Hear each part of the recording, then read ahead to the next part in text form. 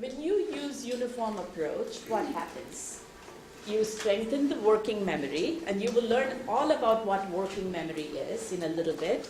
And then it also, what it does is all the skills that are mastered, it gets stored in the long-term memory for retrieval.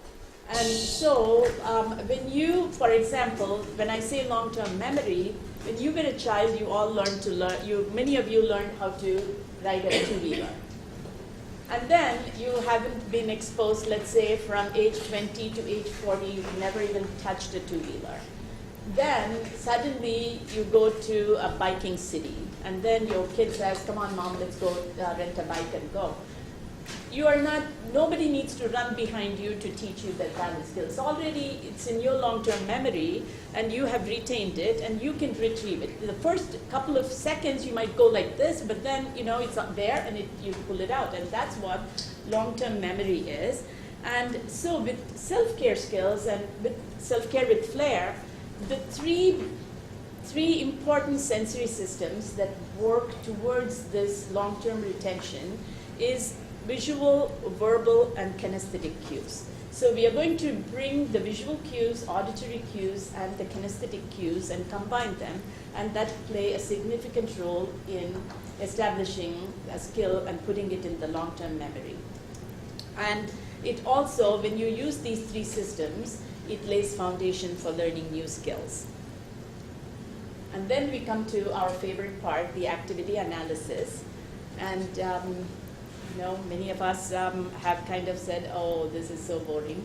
And, but it is absolutely effective.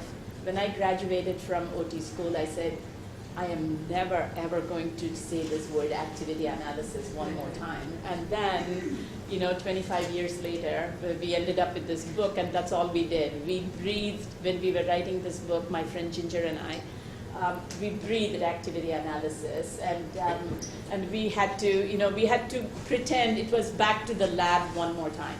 We had to put on the coat, we had to put on socks, analyze every skill. So activity analysis, that step-by-step instruction, is absolutely important for learning sequencing skills and motor planning skills. And then multi-sensory teaching. We as OTs, we are we do have a boatload of foundation. We are good at it. And so we've been studying the importance of how sensory system works and how it helps with learning. And so with the self-care with Flair, we target the combined use of the visual, auditory, and the kinesthetic system. And with that, you will learn how it facilitates joint attention. So I'm going to show you are all of you familiar with the term joint attention?